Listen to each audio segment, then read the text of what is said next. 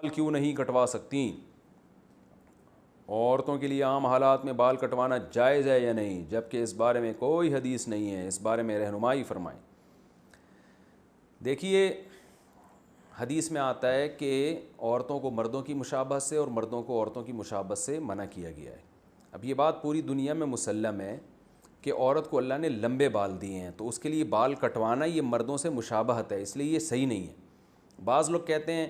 امہات المومنین نے نبی صلی اللہ علیہ وسلم کے انتقال کے بعد بال کٹوائے تھے، چھوٹے کروائے تھے، تو اس لیے بعض لوگ کہتے ہیں اس سے پتہ چلتا ہے عورت بال چھوٹے کروا سکتی ہے۔ تو خوب سمجھیں کہ امہات المومنین نے نبی کے انتقال کے بعد جو بال چھوٹے کروائے تھے وہ زینت ختم کرنے کے لیے، کہ اب شوہر کا انتقال ہو گیا تو ہم نے بالوں کی زینت کس کے لیے، یہ تو شوہر کے لیے تھی، تو زینت ختم کرنے کی نیت سے تھوڑے سے چھوٹے کروائے تھے بال انہوں نے۔ جبکہ آج عورتیں جو بال چھوٹے کرواتی ہیں وہ فیشن کے لیے، زینت پیدا کرنے کے لیے، تو یہ تغییر خلق اللہ ہے، یہ اللہ کی تخلیق کو بدلنا ہے،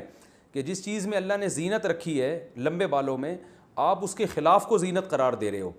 تو یہ اللہ کی تخلیق کو بدلنا ہے۔ اس لیے عورت کے لیے ناجائز ہے یہ کہ وہ زینت کے لیے بال چھوٹے کروائے۔ اس لیے علماء کہتے ہیں کہ اگر کوئی اس لیے بالوں کے کنارے چھوٹے کر رہی ہے کہ اس سے بال صحت مند ہو جائیں گے تو یہ جائز ہے۔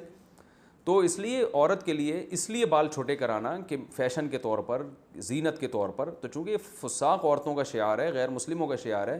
تو یہ مسلمان عورت کے لیے جائز نہیں ہے۔ اور اگر ویسے ہی چھوٹے کرواتی ہے کہ وہ بالوں کی نوکیں چھوٹے کروا رہی ہیں کہ تاکہ وہ تھوڑے سے ایک لیول میں آ جائیں تو یہ جائز ہے۔ اور اگر کوئی اس لیے چھوٹے کروا رہی ہیں کہ بہت ہی لمبے ہو گئے ہیں، سنبھالنا مشکل ہے، تو بھی جائز ہے، لیکن اتنے چھوٹے کہ مردوں سے مشابہت نہ ہو۔